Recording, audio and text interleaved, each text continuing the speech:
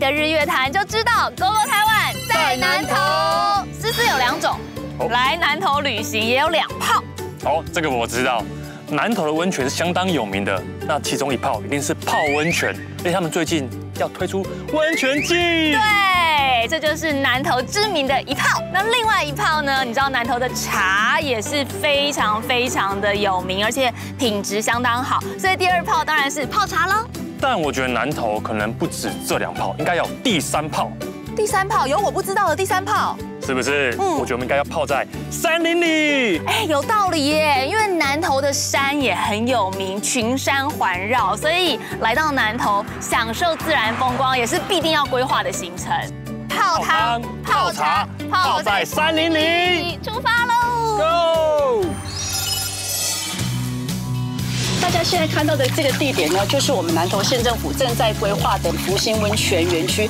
在這裡呢，小朋友喜歡呢把這裡呢當做這個戲水池啊。但是呢，我們這裡這個溫泉園區呢，其實就是碳酸氫鈉泉啊，就女孩子泡哈都覺得很舒服。它叫關聖帝君，肅然起敬。沒錯，因為我們在五母廟的旁邊。那五母廟的主神呢，就是關聖帝君。那為什麼會是3杯呢？因為鄉間流傳，我們祭拜關聖帝君要用3杯茶。哇，那我真的喝下去，我馬上會變關聖帝君。你可以助跑啊，助跑对。不是，薇姐，但是真的有點準備太久了。你其實前進後退，前進後退。跳啊！哦，好可怕哦。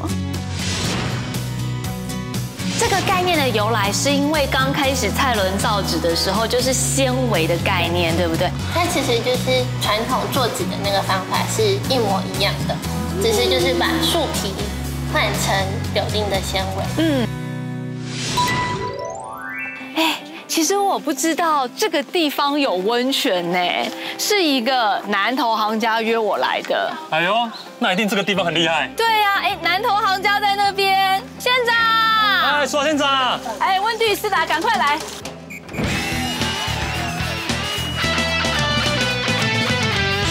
說話縣長很會約這個地方，即便我跟思達已經泡了好幾個南投的溫泉，像前幾個禮拜我們有去鯉魚潭溫泉，是。可是你約這裡，哇，我還沒有來過福興溫泉區。對，那南投呢，我們有3大溫泉園區，第一個就是我們現在這個埔里溫泉園區，那第一個是在北港溪，第3個大家比較知道的就是東埔溫泉園區了。對，那我也剛好有借這個機會呢，跟你們介紹一下，大家現在看到的這個地點呢，就是我們南投縣政府正在規劃的福興溫泉園區。你可以看到現在旁邊有很多的建築物都正在蓋，那將來呢會有20-30家的溫泉飯店業者在這邊為大家服務。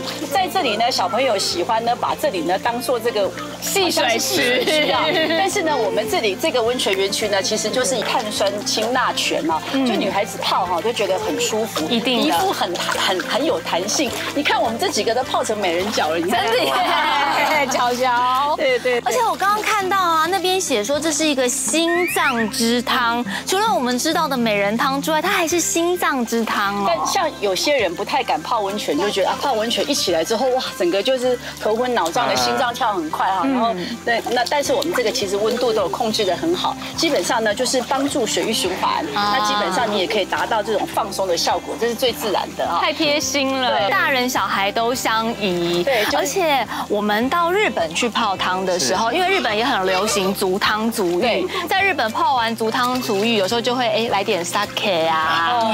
這次我們來到南投，南投最有名的就是茶葉，是不是也應該要泡完足浴之後來享受南投茶？我們沒有這個就是 sake， 但是我們也有茶酒啊，也有茶酒。对，剛才溫迪特別提到，大家都知道南投縣的茶，我們在全國裡面種植的面積跟產量都是最高的，而且我們每一年在10月份都會辦理世界茶葉博覽會，今年剛剛結束，所以呢，我們的茶農呢，不管你在我們南投縣這邊，基本上你都買到的都是有溯源機制的，而且呢，有很多縣都朝向有機認證。那有很多的業者，他們也會突發奇想，把茶葉呢傳統的喝熱飲之外，那現在手搖飲的也有啦，還有包括把這個茶葉呢做成各種的料理的菜色，跟梅子啊等等的做成我們地方的這個料理。那現在那個你剛剛講的茶葉，它其實也跟酒也會可以混在一起。那透過它的特調的口感呢，你可以喝得到茶香，但是有淡淡的酒精味，很特別的。哇，好棒哦！你看我們這趟旅程啊，其實遇到了縣長，我們就更有想法了。我們可以在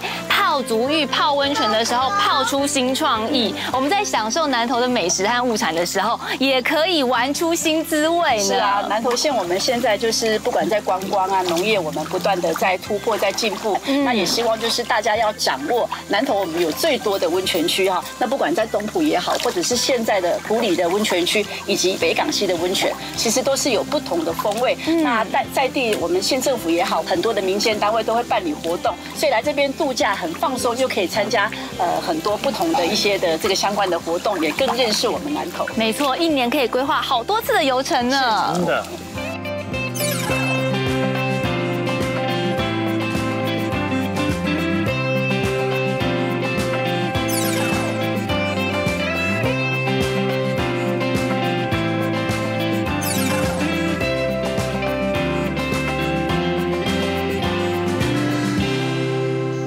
文玲姐，我们刚剛才體驗了泡足湯，那想必來體會第二泡的泡茶，對吧？沒錯，所以我帶你來到這個5星級的茶園。等一下，你說5星級？5星級的，你看一下，這根本沒有在管理啊。確實草有點長，所以我也不知道主人到底在哪一道。Amy 姐，Amy 姐。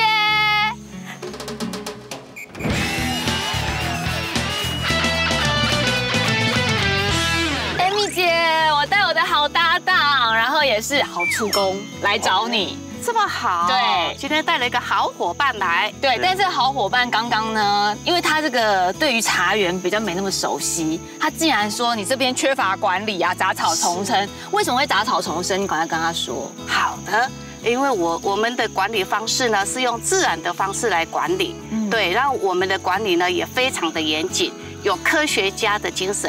然後呢，堅持不使用除草劑。你不使用除草劑，那你用人工一個個拔，你拔到什麼時候啦？是，但是使用的除草劑會破壞我們的茶樹，然後呢，也會影響到我們茶葉的品質。所以我們的茶園非常的生態豐富。對，生態非常的一個豐富。但你問到一個重點啊，你剛剛不是說，一個人慢慢拔，要拔到什麼時候？對啊。我就是帶你來，你一個人可以當5個人用，我知道。所以，我特別幫你推薦給 Amy 姐。Amy 姐有什麼差事，快交給她。那我們這麼一大片的茶園呢，就交給你嘍。好 ，OK。對。但 Amy 姐，其實啊，我們都聽過一句話，叫做“野火燒不盡，春風吹又生”。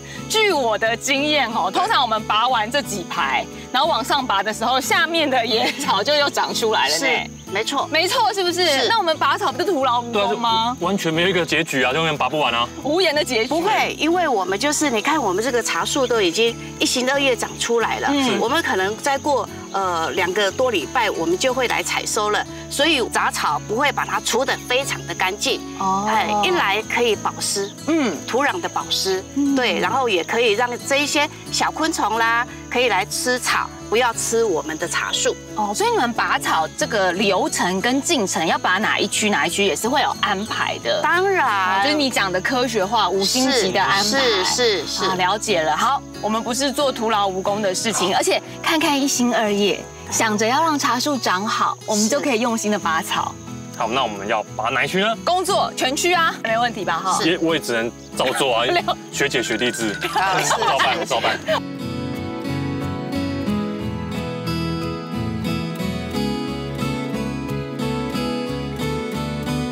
觉得它很漂亮，要拔它嗎？對，當然。你是不是看到小花就覺得不想拔？對啊，它很漂亮，其實。路邊的野花採起來，這個真的不可能拔得完的。對啊。但是我們有努力，你看已經有這麼多成果，這樣子也算是這個我為你帶來的好廚工有莫大的貢獻了吧？是，有沒有很辛苦呢？腰好酸哦，腰好酸。堅持自然農法真的不容易啦。對，那我們現在可以去喝有好品質的茶了嗎？當然可以了。對啊，流了很多汗，需要補充水分。確實分工合作，因為剛剛我們拔草的時候，我看 Amy 姐都沒在動，她泡茶給我們喝了。大膽呢你。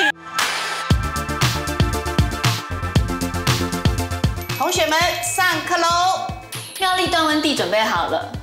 但榮恩有問題。榮恩有什麼問題？什麼問題？不是要喝茶嗎？怎麼搞成這樣啊？其實我也有同樣的疑問呢，Amy 姐。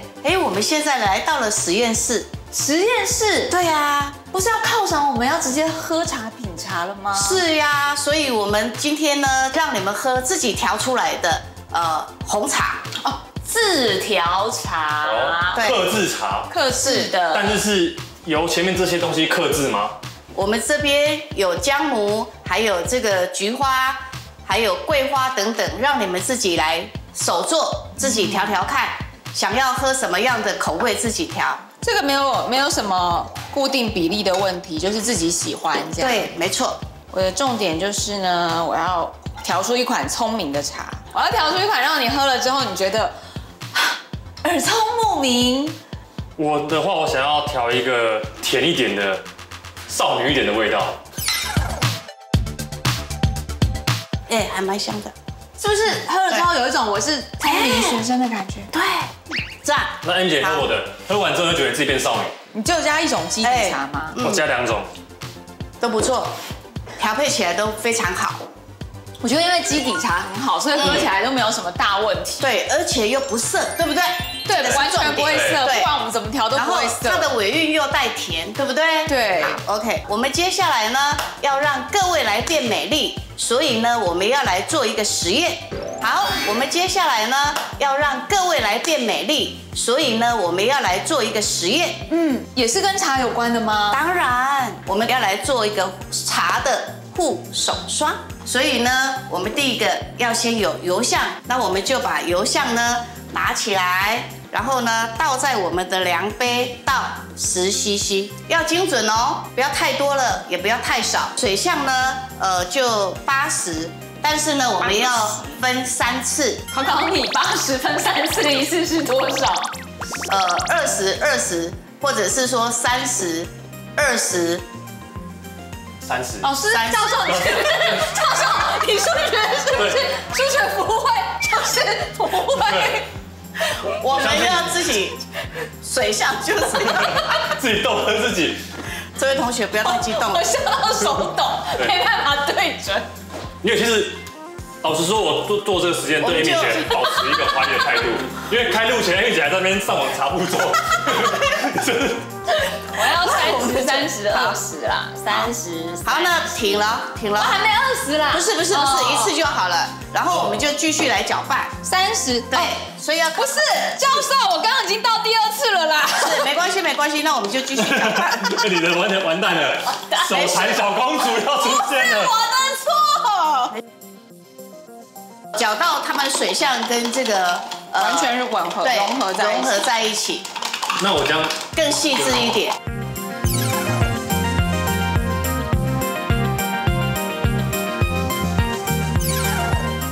等一下，教授，你先跟我说一下，1滴2滴，2滴是不是？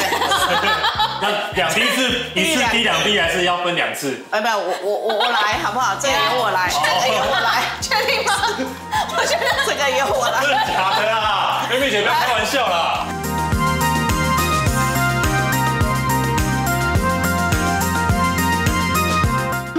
我們現在可以來做試驗看看，檢驗一下有沒有成功。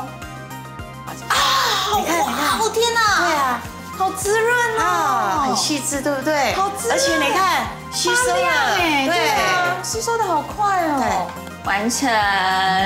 那我們就把日月潭的茶香留在手心裡。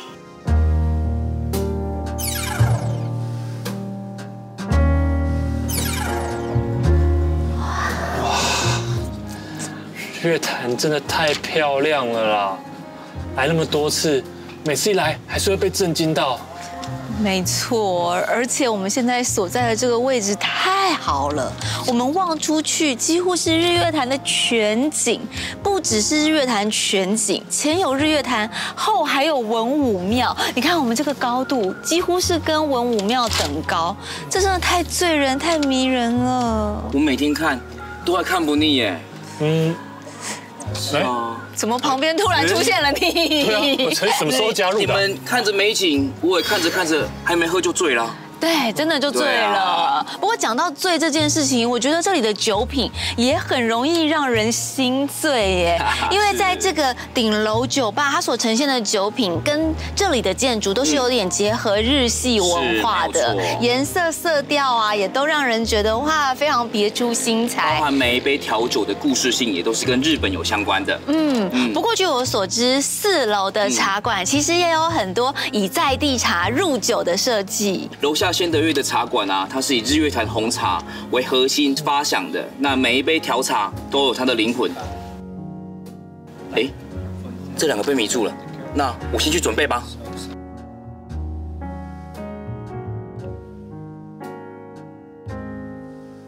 哇，思達，我覺得你面前的這個組合很有玄機。是，沒錯，它叫關聖帝君。肅然起敬。是的，聖帝君，沒錯，因為我們在五母廟的旁邊，那五母廟的主神呢就是關聖帝君。那關聖帝君象徵五財神。那為什麼會是3杯呢？因為鄉間流傳，我們祭拜關聖帝君要用3杯茶，3杯，1杯分別是威士忌，1杯是凍頂烏龍茶，中間那一杯是特調 mix 的，所以我們可以用抿杯的方式喝看。想要喝茶感重一點，就可以喝一口特調，再搭配一口威士忌，讓你自己的比例可以做調整。哇，那我真的喝下去，我馬上會變關聖帝君，臉馬上紅起來。沒錯，創意很棒。哦，我覺得它就是把它綜合得很巧妙，就是它的威士忌是蠻濃烈的一種酒，對，可是它不會蓋過那個茶香，它2個互相呼應的感覺，而且還有柑橘的香氣，對，慢慢堆疊起來，我覺得非常的好喝，非常棒。它下面還有柑橘的果肉，哎，它是橘子，因為象徵平安吉利的概念，對，它這杯是這樣子發想的。你有關聖帝君，是，那我呢？就拜月老了，這杯好少女哦，這杯很少女。當然，不要想說好像我們結婚了就不能拜月老，其實月老有時候是給你好人緣，是，因為人家說你求桃花就是求人緣，是，所以即便是已經結婚或是有對象了，你可以跟月老說我要求的是人緣貴人，對，所以我這一杯就是月老，對不对？沒錯，因為日月潭呢，它有很有名的月老，你看我們最杯底是粉紅色，象徵着月老的紅線，那再搭配我們日月潭最有名的21號鴻運紅茶去做搭配的。哇，怎麼能不喝？既有紅線又能白頭，而且你的婚姻越來越有韻味，愛情的韻味長長久久。喝。我只能說鴻運真的非常的厲害，因為草莓其實是一個味道很鮮明的水果，但是在味道很鮮明的水果當中，這個茶香它還能夠自己破繭而出，而且它的破繭而出，它很強烈，它不是說我跟你針鋒相對的把你推開破繭而出，它是說，哎，草莓，慢慢的，我們慢慢來哦，然後它自己再竄出來的那種感覺，鴻運真的是很厲害，就是很親切的一杯飲品，對啊，他們的甜點裡面也有茶的創意哦，像那是我們焙茶柑橘的達克瓦茲，對，那其實我們的達克瓦茲是做雙線的，為什麼？因為我們為了不膩口，如果單純只有茶味，它會太膩，所以我們都會搭配像是烘焙過的柑橘。那像我們旁邊這一個是我們的鹹蛋黃，鹹蛋黃就搭配芋頭。哦，鹹蛋黃跟芋頭是搭的嗎？試試看吧。哦，它的那個鹹蛋黃剛好是可以中和掉那個餅皮的那種甜味，對，但是整個鹹香的味道是嘴巴散發出來、爆出來的感覺。鹹香有時候吃起來最搭了，對，就是不會膩。這時候再配一口。真的嗎？是搭的嗎？絕對是搭的，超級搭。所以茶酒跟甜點也可以互搭的，沒錯。哇，沒錯。那我試試看焙茶，焙茶是我的愛耶。你們的焙茶好好吃哦。對，這個焙茶非常非常 OK。另外啊，我覺得柑橘在裡面真的是有讓人瞬間清爽的感覺，因為柑橘就是會讓你覺得心情很陽光，就是果類、柑橘果類的東西，就是會有一種陽光的感受。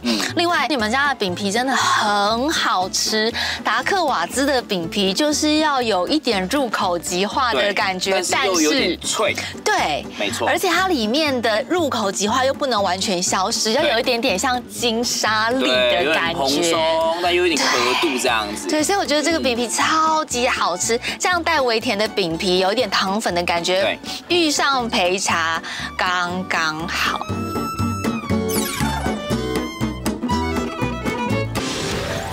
長推薦我們南投有3大溫泉區，我們馬上來到北港溪溫泉區。你看看這裡的環境多好啊！對啊，就想到等一下泡湯可以被大樹圍繞，在森林裡面泡湯，也太期待了吧！啊，是不是有點迫不及待的感覺？是，立刻安排出發。溫妮姐，那你剛不是說要帶我去泡湯嗎？是。啊，怎麼會穿成這樣啊？我們不是該換泳裝嗎？啊，該不會我期待很久的泡湯，真的泡湯了吧？哎，天底下沒有白吃的午餐，也沒有白泡的湯啊 ！No pain, no gain， 你都還沒有付出，你怎麼會有 gain 呢？你怎麼泡得到湯呢？我們來到的這個溫泉度假村，你看它在大自然裡面，它在山林裡面，有一種非常美好的環境，所以先訓練你，訓練完之後才可以享受。那所以我們现在要幹嘛？要去攀岩哦。哎，訓練的部分，教練已經在那邊等我們了。教練好。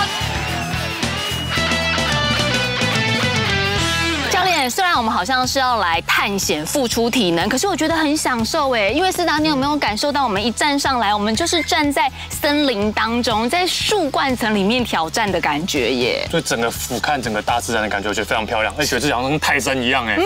來到我們度假村，除了住宿泡湯以外呢，那我們也可以就是來挑戰我們這高空設施，像我們的園區就是那麼廣大呢，啊，也有融合我們一些原住民的元素。那通常客人來挑戰這個的話，他挑戰成功的話，他就是代表是一個真正的勇士。哦，对。好，那在這邊呢，有一個比較重要的一點，就是你們在體驗的時候，可能我不知道怎麼走了，沒關係，那我都會站在這個平台上面，會引導你們要如何去闖關。好，那記得哦，就是我們每一個。所以教練，你沒有要跟着我們一起走？沒有，就是要靠着自己啊。他就站在這裡指揮。真的是教練。對，就跟 NBA 一樣，教練只會出一張嘴，不會下來打。喊一喊的教練，然後叫你們去練的教練。好。開始挑戰，溫姐加油！嘿呦，這個我應該對這點來說應該蠻輕鬆的吧？這個應該是輕鬆的。對，你真的很輕鬆，你的那個吊橋都沒有在晃哎。我用一種跳舞的心情在享受啊！走在這裡，樹冠層好漂亮哦，那個光影在樹梢間，一邊運動可以一邊享受。我覺得第一關很 OK， 思達。哦，真的嗎？對。第二關是什麼概念？難度增加的有點快。哇！這需要用到很多的核心。然後這感覺比較難哦。思達第二關要用到核心撐着，因為那個繩子可能會劈腿。哦，這個有點難，因為它的繩子的力度比較有挑戰哎。繩子的踩點很滑。好，過來了。來了，換我了。你整個我這邊連我這都在晃。哦，但是用技巧，輕盈。哦，真的會劈腿。劈兩次就到了。我看這個有點難度，它。可你還是很速啊，你還是很速哎。是不是？哎呦，好快速。報告教練，是器材壞了。對啊，你們沒有保養哎。它中間沒有路。你們要想一下，它這一關叫做信心跳，什麼意思？就是你要抓着我們滑輪的繩子，這樣1、2、3跳過去的。這樣子，你可以助跑啊。助跑？对。教練，你真的不要太過分哦。就是我們第一次見面，你真的不要惹毛我。助跑。用跳的，不是用跨的。用跳的。对。那萬一跳不過去怎麼辦？不可能，這個都跳得過去。怎麼會不可能？對啊，教練，怎麼會不可能？你太斬釘截鐵了，我覺得不可能。100%一定跳得過去嗎？跳得過去。我說溫妮姐，你是不是怕高了？是不是？我不怕高，我不怕高，我只怕從高的地方掉下去而已。不是溫妮姐，但是真的有點準備太久了。你其實前進後退很多次的。我跟你講，因為用跨的跟用跳的，你們這种用跨就跨得過去，你們不懂那種心情，因為用跨的跟用跳的是2種完全不同的心情啦。跳啊！好可怕哦！那個你不准用跨的，你给我用跳的。你立定跳，你立定3級跳，快一點。那我跳了。你立定跳哦。可惡！可惡！怎麼那麼輕鬆？為什麼猶豫那麼久？我覺得這些關卡的安排很巧妙。对，它会有，就是它会有难易度的交錯。然後它的難易呢，就是有时候是不耗體力，可是考驗膽量；有時候是耗平衡，有時候是耗稍微你要出一點力的核心，就是每一關要運用到的地方都不太一樣。然后它不会一直巧妙在，就是有點把1、2關結合在一起的感覺。對，然後它不會一直很難很難，它會難易易，難易易。哦，就是你可以在這些關卡裡面找出你自己的優勢跟弱點。像本人就是都是優勢，沒有弱點。看得出來，看得出來。你為何尷尬而不失禮貌的笑？因為畢竟你還是前輩，還是得尊重一下，笑真誠一點。大家手歸手，還是基本尊重還是有。好，那我來嘍。哎，教練，它旁邊這是什麼樹啊？很漂亮哎。雨豆樹。哦，雨豆樹。這個人他就是一邊在挑戰，然後一邊在閒聊，他當成在海岸散步一樣。這怎麼了嗎？这個怎麼了嗎？就是對啊，這不是來輕鬆愜意的一個闖關遊戲嗎？是。這一關，我覺得你有可能會比較困難一點。哎，怎麼說呢？因為他的站立點很小。你們男生腳比較大啊。哦，而且我們比較重，可能会晃得比較大。而且它需要左右交錯，哎，就是你橫走，或是你可能需要左右腳稍微交叉一下。哎，這關我蠻輕鬆的，因為我輕盈。那我來嘍，這看起來還好啊。是不是對男生來講啊，小心啊！為什麼我會變這樣？等一下，不好意思，這位先生，不要破壞器材好嗎？哎，我这樣好像比較簡單。不要氣，不可以，教練，那樣子是不是犯規？他這樣沒抓到他的重心。不行啦，你踩圓頭。我也想踩啊，但是都踩不到啊。才來幾集而已，就對姐大小聲了。評價喜哦，患難見真情啦，患難見真情。等一下，救鬼姐。拍誰啦？我這有難度的哦，有難度。有。是不是每個人的專長跟優勢不一樣？找到魚絲島的弱點了呀！會喘哎，對，我是蠻難的這個。這個網子應該是非常的安全又非常的快速，輕盈的孩子像小精靈般的就可以通過了。真的好快哦！全能最速男應該2秒，好，2秒27，我估計你2秒27。我看你都那麼輕鬆了，我用匍匐前進的。好，一句話。等一下不行，行是不是？打住！等一下，我現在狼狽，不行救我，教練，你起得來嗎？怎麼辦？教練嗎？他起不來。Are you okay？ OK， 不要亂搞，剛剛時間已經過去了5秒鐘。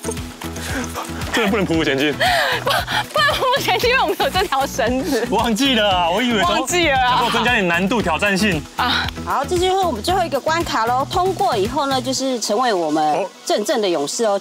這邊我看應該不會到太難吧？我視覺上覺得它蠻難的，但因為剛剛我們導演走過去了，然後導演就是100公斤都沒有。什麼是100公斤？就是導演想要知道，被大家知道100公斤嗎？導演這種重量那個都沒有晃的話，就表示我也不會晃啊。對，而且雙手抓繩子，雙手抓繩子。而且我剛剛也是蠻擔心這一關的，但是其實我們導演算是一個低標啦。就看完他過之後，覺得好像我們也可以。它難的地方反而是在於有一點上坡。哦，最後有一點上坡的路段，感覺應該還算是輕鬆又愉快。噔噔，轉一個圈。好喲，教練，我表現如何？棒，加油！真勇士，羅嘎！女勇士在這裡等你。其實真的優雅，沒那麼難，因為剛剛教練那個我們導演已經走過了，讓我非常有信心。從容，耶！恭喜勇士！勇士闖關達成！耶！恭喜兩位都表現得非常的棒哦，都非常的好。那現在我們2位呢，可以去享受我們度假村的設施以及我們的溫泉。耶 ，wonderful！ 文麗姐，剛剛那個哈扣公園真的超好玩的哎，那高空設施有挑戰又刺激。真的跟一般的溫泉會館不太一樣哎。我就知道你一定會喜歡，而且啊，我也發現經過了這一番考驗之後，哎，你真的是全能戶外王，毫無破綻，每一樣你都能勝任。你可以好好的享受泡湯，我們就 check in， 準備入住，跟享受這一片非常優美的環境吧。哎，說到泡湯，既然我們身在溫泉度假村，那泡湯的房型很重要啊。那你好好替我介紹一下吧。哎，但是我覺得這裡的房型真的太多了，我也很難完全的做決定。不過我有在地好朋友，等下他來，我們可以問問看他有什麼推薦的。哎，來了 ，Hello， 嗨。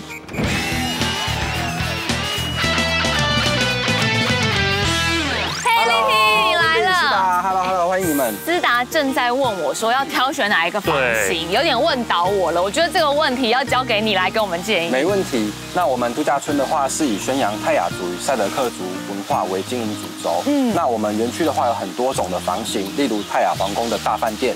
那我們也有小木屋的房型，例如五行湯屋套房、迎接套房。那我們也有露營區。那我們露營區旁邊也可以讓客人去做烤肉，所以有很多樣化的選擇。哦，哎。是不是覺得他解釋完之後，我選擇障礙，我覺得有點發作了，我覺得更難選了。原本是找你來解決問題的，結果現在就覺得，哎，好像露營區也很不錯。對啊，我有點想露營。好久沒有烤肉。住小木屋好像也很好，住皇宮聽起來很高檔。所以其實各式各樣的房型，因應不同的選擇啦。不然待會我們都看看，再來挑選。當然沒問題。而且据我所知，你們這裡是寵物友善，對不對？是的，我們的木屋都是可以讓寵物攜帶入住的。那我們也没有去收取額外的清潔費，只要有推車，我們也可以攜帶進入餐廳，那也可以在園區盡情的奔跑。這很友善呢，真友善呢，真友善。因為有一些園區是說你可以帶進房間，可是你不可以在公共區域裡面奔跑。哎，不過其實不只是寵物啊，想要在這樣的空間奔跑，我覺得我們人也會想要在這樣子的空間慢慢散步。入住泡湯之前，你看看這個花園多優美，這整個花園還有整片山林，也是你們刻意希望營造給大家很棒的享受芬多精的環境。對，沒錯，這個花園的話就是我們園區的歐式花園。那當初是以歐式方式去做建築。那園區的話，像我們的溫泉部分是我們的弱鹼性碳酸氫鈉泉，那源自於惠蓀泉脈。那我們溫泉的溫度的話，都是維持在42度，那也都是我們北港溪的溫泉。哦，我們就是來這邊專程泡溫泉，而且剛剛還活動了一下。剛剛好玩哦。對啊，好啊，那我們散散步，然後去挑房型吧。好哎。對啊，謝謝立婷。沒問題，謝謝。空間很大耶！對啊，這空間也太寬敞了吧！哦，根本就不只是家庭房，這算是家族房了。家族，整個家族都可以住進來了。對啊，它這個空間我覺得太奢侈、太豪邁了。還有一個這樣子的客廳，可以大家一起和樂啊、聊天。對，而且這個空間的設計真的很有濃郁的異國情懷。再加上，哎，你有沒有覺得橘色給人有一點點神秘的感覺？但最神秘的還不是這個色調上面的設計，最神秘的是這裡有一間隱藏版的湯屋。這裡還可以泡湯？這裡可以泡湯。可是我剛看廁所裡面就只有簡單的衛浴而已啊。哦，沒有，因為剛剛呢，我 check in 的時候，他們有偷偷跟我講啊，你以為這是一個衣櫃？是。其實它是一間湯屋。哇塞，是不是很神秘？別有洞天啊！我覺得很像那個國王有沒有？就是或是貴妃啊，要一起去享受沐浴之樂的時候，鴛鴦浴之樂的時候就好有儀式感哦。對，就打開這樣的湯屋，我覺得這好神秘哦，好妙哦。對啊，有趣。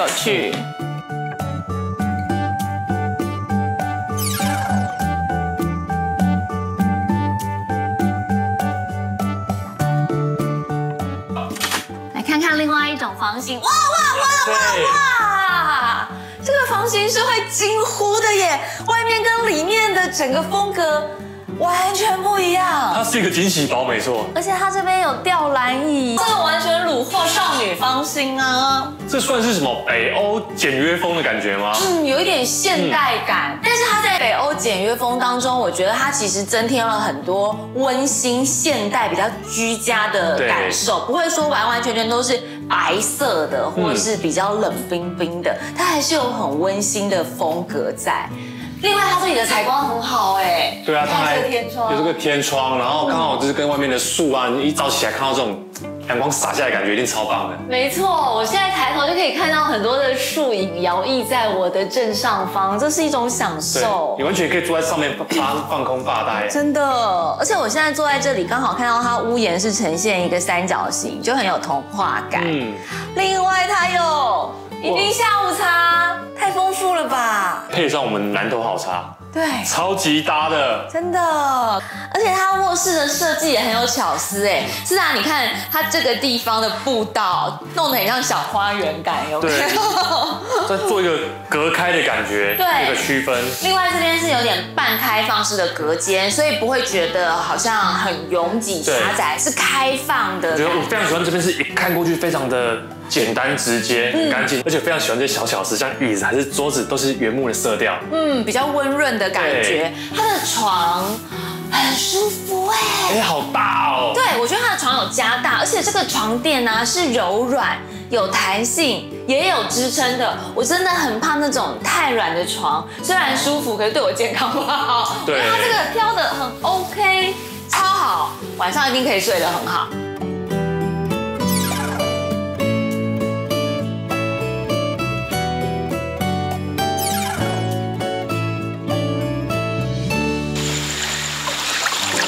房间也有湯池，但是來戶外泡湯感覺就是不一樣。對，而且我現在聽到這種小溪的那種天然白噪音的聲音，我覺得我好像在泡野溪溫泉哦。有哎，因為它這個湯池其實打造的風格也非常的原始，它用這種石器的感覺打造成一窟一窟一窟的，真的很像我們去野溪溫泉的時候自己撿石頭圍起來圍成一窟一窟一窟的，堆的那種野生的那種湯池。而且雖然是晚上，可是因為旁邊呢都是樹林包圍着我們，所以那整個清新的感覺還是非常的鮮明。再加上我覺得夜泡它的戶外池很有情調，因為它又加了很多的燈光，就整個增添了那種浪漫的感覺。這裡的泉質啊也一樣是美人湯，它是北港溪溫泉區的溫泉，所以水質上面一樣是可以讓我們皮膚乖乖。哇，但是泡湯舒服歸舒服，溫姐，你不是說要帶我去找什麼新味道嗎？新味道，沒錯，明天早上就帶你去找新味道。明天才去找新味道？我們現在泡着泡着，也泡出一種新的情調啊！我們多享受一下下，讓這個夜晚呢不要趕，不要再去有多餘的行程，就在這裡好好休息一晚。明天我們再去找新味道。好，這是一個非常棒的 ending。旅程的第二天，睡得超飽的。啊，對了，溫麗姐，你昨天不是說要帶我去找一個新味道嗎？對啊，我已經準備好啦。噔噔噔噔。哦，你是怎樣變魔術師哦？吃就有東西吃。嘗嘗看，嘗嘗看。哦，酥酥脆脆的，還可以吃嗎？好好吃哦。很好吃吧？這哪裡買的？我要帶回去當伴手禮。哦，你吃的是紙。啊，這個是紙哦。不是，溫麗姐，你也知道我剛從冰島回來，我每天在那邊為了省錢，只能吃泡麵吃土。我想說回台灣可以吃點好料的，結果你帶我吃紙。你不要這樣啦，不然這樣。我知道哪裡好吃的，我帶你去啊！不要這樣子看不起紙，紙本身有非常多的纖維，而且它不但能吃，它還能喝哦。走啦，我帶你去泡紙、喝紙，好不好？配吃紙啊！不要覺得我們只是省錢而已，我們也是享受裡面的新滋味啊！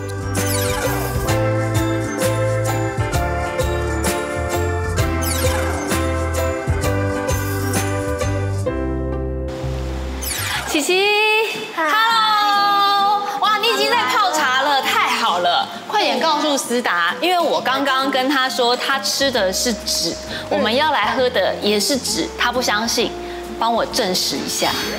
Wendy 沒有騙你，剛剛吃的那個真的是紙，是這邊。對，它是用柳丁的纖維做的紙。這個概念的由來是因為紙，其實它原本的原料在一剛開始蔡倫造紙的時候就是纖維的概念，對不對？所以只要是有纖維的東西都可以拿來做紙嗎？它其實就是傳統做紙的那個方法是一模一樣的，只是就是把樹皮換成柳丁的纖維。那琪琪剛剛溫麗姐跟我說紙能吃，她還說能泡，怎麼可能啊？這一杯是嗎？這個就是你現在手上拿的那一杯。啊，這個就是哦。對，它是從那個小紙磚這一塊嗎？哦，有點像茶葉磚一樣的。然後它裡面是薑和紫蘇做成的，那原理其實就是跟剛剛的可以吃的紙一樣，它就是透過纖維重組的技術，然後把它撈成一張張的紙漿，然後再分割成這個小紙磚，讓大家泡在壺裡，然後化開就可以喝了。我很喜歡這個味道，因為它的薑的基底沒有辣味，沒有腥的味道，反而是有一點薑的香氣。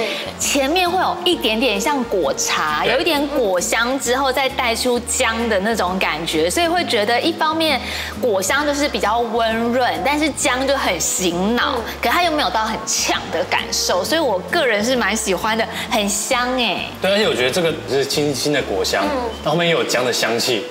都打起來好奇妙，好好喝哦！而且思達，我發現剛剛我請你吃的紙，它不是只有一種口味，因為雖然看不太出來是什麼口味，顏色很相近，可是好像是有各種不同的結合，对不对？最前面的是蔥和柳丁，然後後面的是刺蔥。哦，刺蔥有鳥不踏。对。我覺得非常好吃，是因為你們做的非常非常的薄，所以就會覺得哇，那個薄度啊，很像海苔的感覺，很像海苔的薄度。所以在享受這個薄度的同時，也有感受到哦，纖維，確實是非常的鮮明。再加上你們做了一些變化，把堅果類夾在裡面，所以也有吃到那種顆粒感，所以整個紙脆餅呢，它其實是很豐富的，很好吃哎。但其實剛吃完那些餅乾，好想再續杯，可以嗎？我也想續杯。這個喝真的非常的爽口，對，喝了馬上就會想要續杯。那今天算是到熱天氣，喝這種薑茶，我也不會覺得很熱的感覺。對啊，配這些紙脆餅的茶點剛剛好。這個也是紙脆餅嗎？還是夾心？裡面感覺夾的不一樣。哦，是巧克力。給你吃的是紫蘇。也是柳丁纖維，好好吃，我喜歡。另外一個它就是玫瑰花瓣和辣椒，所以那個會有一點點辣辣。你有被辣到嗎？很纖維，很微的辣，就是你不吃辣，你是可以接受的辣。它有點辣椒的香氣，然後它又跟那甜味搭在一起，是非常的融洽的。而且思達，我想到一件很重要的事，因為平常如果我們吃餅乾的話，你吃進去的是澱粉。可是我們現在吃紙脆餅，我們吃進去的是纖維，它熱量很低。对，我們没有吃進去任何的碳水，我們吃的是纖維跟堅果，負擔超少的，超少的，就是纖維跟蛋白質，這個就是健身人、運動人的福音啊！對，減脂人，哇，真的，怎麼還不頒獎給你們諾貝爾獎得主？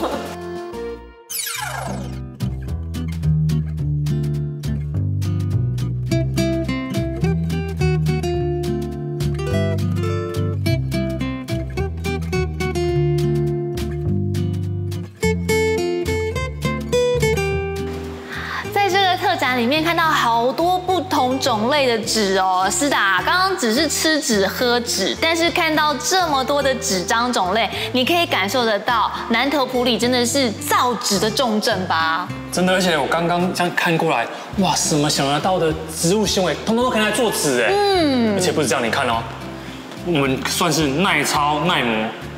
但紙也有耐操耐磨哎！哦，人耐操，紙也有耐操嗎？對啊，耐磨耐操紙什麼意思？它這個就是之前星雲大師他在寫書法的時候用的紙張。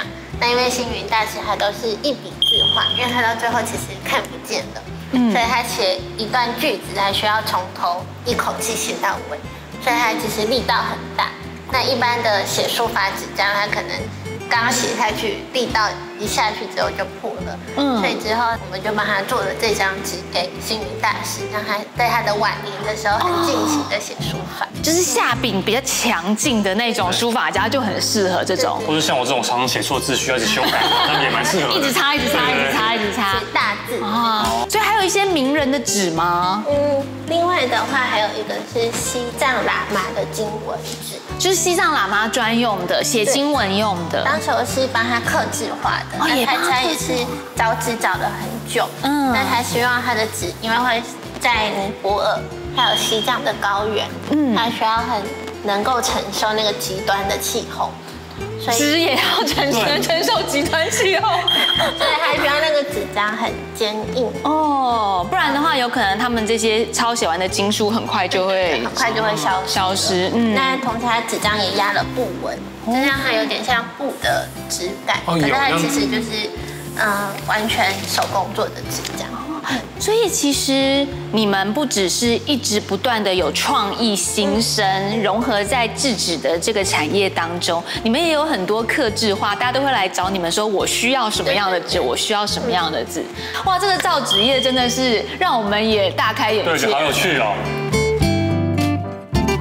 哇塞，你看，連鞭炮的炮灰還有香灰都可以做成紙哎，好神奇哦。我還看到一個更酷的材料，你看那邊，還有香氛